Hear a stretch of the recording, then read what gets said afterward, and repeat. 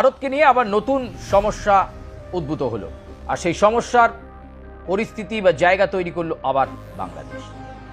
যখন তারেক রহমান অক্টোবরে সফর করতে আসবেন এই ভারতে, ঠিক তার আগে ফের ভারত বাংলাদেশ সম্পর্কে আবারও বড় ফাটল।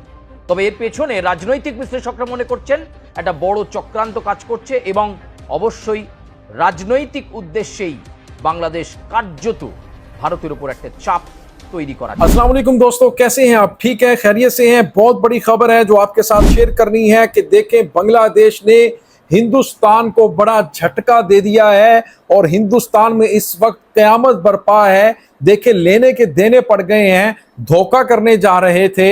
देखें, खराब जो चावल है, राइस, वो बांग्लादेश में एक्सपोर्ट कर दिए हिंदुस्तान ने, लेकिन बांग्लादेश की जो एक्सपर्ट टीम है जो चावल को, राइस को चेक करती है, जब उन्होंने इनको देखा, चेक किया तो वो खराब थे, वो चावल खाने के लायक नहीं थे।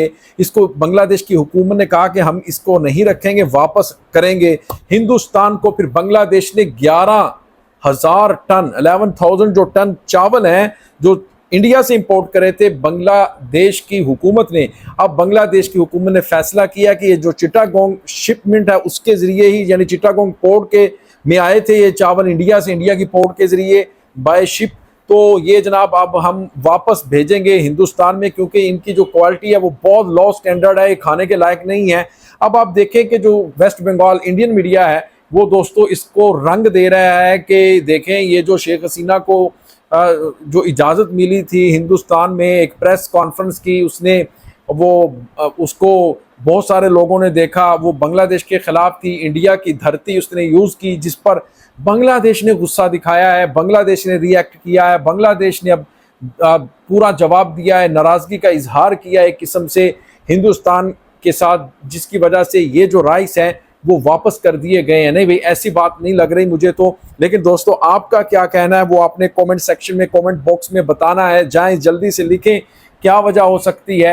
मुझे तो लग रहा है कि जो चावल की, जो राइस की क्वालिटी है बहुत लो स्टैंडर्ड है, इसलिए बांग्लादेश की हुकूमत ने उसको रिटर्न कर दिया है। छोटी नहीं है, बहुत बड़ी तादाद में की बड़ी क्वान्टिटी है। आप देखें कि कितनी है ये जी, 11,000 टन है, बड़ी क्वान्टिटी है, और ये वापस कर दिए ये शिपमेंट। और फिर अब दूसरी खबर ये आ रही है, जो शाकिब अल हसन है, वीडियो देखते हैं दोस्तों। शाकिब अल हसन के ऊपर बैन लग गया है किस्म से, वो बांग्लादेश की तरफ से क्रिकेट नहीं खेलेंगे। अमीनुल हक है जो नए स्पोर्ट्स मिनिस्टर बने हैं बांग्लादेश के, उनकी तरफ से एक स्टेटमेंट इस वक्त मीडिया के ऊपर सर्कुलेट कर रहा है। उन्होंने कहा कि देखें भाई, अब पहले तो हम सोच ही रहे थे कि शाकिब आएंगे, खेलेंगे बांग्लादेश के लिए, लेकिन उन्होंने जो अपीयरेंस दिखाई है, ये अब जो शेख हसीना ने इंडिया में दिल्ली में बैठकर एक न्यूज़ प्रेस कॉन्फ्रेंस की है ऑनलाइन, उसके अंदर आपने देखा कि ऑनलाइन जो शिरकत है वो उसमें नज़र आ रहे थे शाकिब भी, और उसको अब इसका खमियाजा भुगतना पड़ रहा है। अब शाकिब के लिए जो क्रिकेट के दरवाजे हैं बांग्लादेश में वो अब तकरीबन बंद हो चुके हैं। अच्छा, ये वीडियो देखते हैं चावल के ऊपर, राइस के ऊपर, किस तरह से इसको जोड़ा जा रहा है, कनेक्ट किया जा रहा है शेख हसीना के साथ। आइए दोस्तों वीडियो देखते हैं। 3, 2, 1 एंड क्यू। ভারতকে নিয়ে আবার নতুন সমস্যা উদ্ভূত হলো, আর সেই সমস্যার পরিস্থিতি বা জায়গা তৈরি করলো আবার বাংলাদেশ। যখন তারেক রহমান অক্টোবরে সফর করতে আসবেন এই ভারতে, ঠিক তার আগে ফের ভারত বাংলাদেশ সম্পর্কে আবারও বড় ফাটল। তবে এর পেছনে রাজনৈতিক বিশ্লেষকরা মনে করছেন একটা বড় চক্রান্ত কাজ করছে এবং অবশ্যই রাজনৈতিক উদ্দেশ্যে বাংলাদেশ কার্যত ভারতের উপর একটা চাপ তৈরি করার চেষ্টা করছে। এমনিতেই শেখ হাসিনাকে দেশে ফেরানো নিয়ে একটা উত্তাল পরিস্থিতি, কারণ শেখ হাসিনা ফিরলেই দেশে চালু হয়ে যাবে মার্শাল ল, আর সেই ল হিসাবে ডিফ্যাক্টো পিএম অনুযায়ী সমস্ত রকমের প্রভাব খাটাতে পারবেন শেখ হাসিনা। নির্বাচিত সরকারের প্রধানমন্ত্রী হিসাবে যেভাবে তারেক রহমান দেশকে চালাচ্ছেন, একই রকমভাবে ডিফ্যাক্টো পিএম হিসাবেও প্রভাবশালী হবেন শেখ হাসিনা। আর শেখ হাসিনা প্রভাবশালী হওয়া মানেই তো অ্যাক্টিভ হবে আওয়ামী লীগ, আর আওয়ামী লীগ অ্যাক্টিভ হয়ে যাওয়া মানেই স্থানীয় নির্বাচন, সিটি কর্পোরেশনের নির্বাচনে তারা অংশ নিতে পারবে। উল্লেখযোগ্যভাবে কথা বলা যায়, সাম্প্রতিকতম সময়ে ভারতীয় সংবাদ মাধ্যমকে শেখ হাসিনা যে সাক্ষাৎকার দিয়েছিলেন, সেই সাক্ষাৎকারে শেখ হাসিনা আগেই উল্লেখ করেছিলেন, তিনি কথা বলেছিলেন যে তিনি দেশে ফিরবেন। তিনি জানেন অনেক বাধা, অনেক ষড়যন্ত্র রয়েছে, কিন্তু তারপরেও তাকে ফিরতে হবে, বাংলাদেশবাসীর জন্য তিনি ফিরবেন। শেখ হাসিনার এই মন্তব্য তাৎপর্যপূর্ণ। আবার সার্জিও গো তার সফর শেষের পর গ্রিন সিগন্যাল ইতিমধ্যেই দিয়ে দিয়েছে আমেরিকা। আমেরিকা চাইছে ভারতের সহযোগিতায় দেশে ফিরুক শেখ হাসিনা। এরকম একটা পরিস্থিতির মধ্যে ভারতের পাঠানো প্রায় 11,500 টন চাল তা ফেরত পাঠালো বাংলাদেশ। কিন্তু কেন? এমনিতেই ভারত থেকে একাধিক জিনিস নেব, সময়ে অসময়ে ভারতই পরম বন্ধু বরাবর থেকেছে বাংলাদেশে, সেই তো মুক্তিযুদ্ধের সময় থেকে। তবু ভারত বিদ্বেষী কার্যকলাপ বাংলাদেশে বন্ধ করতে পারেননি ডক্টর ইউনূস বা পরবর্তীকালে তারেক রহমান। আপনার পুজো পৌঁছে যাক বিশ্বের দরবারে। প্রতি বছরের মতো এবারও আর+ নিউজ নিয়ে এলো শারদাঞ্জলির সেরা সম্মান 2026। অংশ নিতে সকাল 10টা থেকে সন্ধে 6টার মধ্যে সরাসরি যোগাযোগ করুন আমাদের অফিসে অথবা কল করুন 9836323248 এই নম্বরে। শারদাঞ্জলি শুধুমাত্র আর+ নিউজে। একাধিকবার সংখ্যালঘুদের উপর আক্রমণ, সনাতনী হিন্দুদের উপর আক্রমণ, সেই আক্রমণ লাগাতার চলেছে। তবু তা নিয়ে কোনো স্টেটমেন্ট দেননি অন্তর্বর্তী সরকারের প্রধান উপদেষ্টাই হোক বা নির্বাচিত সরকারের প্রধানমন্ত্রী হোক। এমন পরিস্থিতিতে 11,500 টন চাল ভারতকে ফেরত পাঠালো বাংলাদেশ। তাতে বাংলাদেশের ব্যবসায়ীরা প্রশ্ন তুলেছে, না সেই চালের গুণগত মান নাকি অত্যন্ত খারাপ।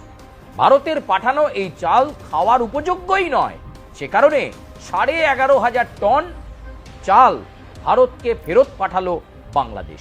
आपने ये वीडियो देखी है। वेस्ट बंगाल का मीडिया यही आरोप लगाता हुआ नज़र आ रहा है कि ये जो शेख हसीना ने वहाँ पर बैठकर ये जो प्रेस कॉन्फ्रेंस की है ऑनलाइन, तो उसकी वजह से बांग्लादेश बड़ा गुस्से में है। बांग्लादेश ने इसके ऊपर डीप कंसर्न भी किया है और उन्होंने कहा है कि हिंदुस्तान इस तरह की जो एक्टिविटी है वो शेख हसीना को ना करने दे, क्योंकि वो भगोड़ी है, वो दौड़ कर आई है और उसके ख़िलाफ़ केसेस हैं, फांसी की सज़ा उसे हुई है। तो इस तरह की जो मुलजमा हैं उसको वो क्यों इजाज़त देती हैं किस पॉलिटिकल एजेंडा चलाने की, और फिर वो बांग्लादेश के ख़िलाफ़ कैसे वो अपनी सरज़मीन हिंदुस्तान यूज़ करने दे रहा है। अब वो जो वेस्ट बंगाल का मीडिया कह रहा है कि ये जो चावल वापस किए ना 11,000 टन बांग्लादेश ने, उसकी जो मेन वजह वो यही है कि शेख हसीना का गुस्सा है। जो शेख हसीना ने भड़काऊ किस्म का वहाँ पर जो खिताब किया, एड्रेस किया है। तो दूसरी तरफ वो ये भी कहते हुए नज़र आ रहे हैं कि सरजई गौर जो साउथ एशिया के स्पेशल इन्वॉय है, एलची हैं डोनाल्ड ट्रंप के, वो आए हुए थे बांग्लादेश में, और फिर बांग्लादेश में बहुत कुछ वो इसके ऊपर वो अपना एजेंडा लेकर आए थे। एक ख़बर ये भी आ रही थी, उन्होंने कहा कि हम बांग्लादेश के साथ हैं, बांग्लादेश में बड़ी इन्वेस्टमेंट करना चाहते हैं, ट्रेड करना चाहते हैं। और फिर अब इंडियन मीडिया ये कहता हुआ नज़र आ रहा है कि वो भी कुछ इनको कह के गए हैं, आशीर्वाद देकर गए हैं, इनको थपकी लगा के गए हैं कि हम आपके साथ हैं, आपने टेंशन नहीं लेनी, जिसकी वजह से अब बांग्लादेश आंखें दिखा रहा है हिंदुस्तान को। ये भी कह रहा है इंडियन मीडिया। लेकिन भाई खबर ये है कि जो ये है ना अमेरिका, उसने कहा कि हम आपके साथ मिलकर न्यूक्लियर जो सिविल न्यूक्लियर है कोऑपरेट करते हैं आपके साथ, यानी पावर प्लांट लगाते हैं। उससे देखें बांग्लादेश बहुत ज़्यादा फ़ायदे उठा सकता है। तो ये तो बांग्लादेश की कमाल है, उसकी फ़ॉरेन पॉलिसी की कमाल है। डिप्लोमेटिकली बड़ा उम्दा खेल रहा है बांग्लादेश। एक तरफ चाइना है, पाकिस्तान है, तुर्किया है और फिर साथ ही अमेरिका है। तो अब एक तरफ देखें तो जो बांग्लादेश है वो तमाम दुनिया के बड़े बड़े ममालिक के साथ डील कर रहा है, लेकिन नहीं कर रहा तो मोदी सरकार के साथ नहीं कर रहा, जिसकी वजह से उनको ये भी फ्रस्ट्रेशन है, उनका दिल दुखा हुआ है कि क्या वजह है, हमने इतनी ज़्यादा इन्विटेशन भी दे रही हैं लेकिन तारिक रहमान नहीं आ रहे दिल्ली में। तो दोस्तों आपका इसके ऊपर क्या कहना है? आप भी अपना analysis point of view share किया करें, कमेंट सेक्शन में नीचे जाएं, कमेंट बॉक्स में आप भी कुछ लिखें। मिलेंगे आपसे नेक्स्ट वीडियो में, तब तक के लिए अल्लाह हाफ़िज़।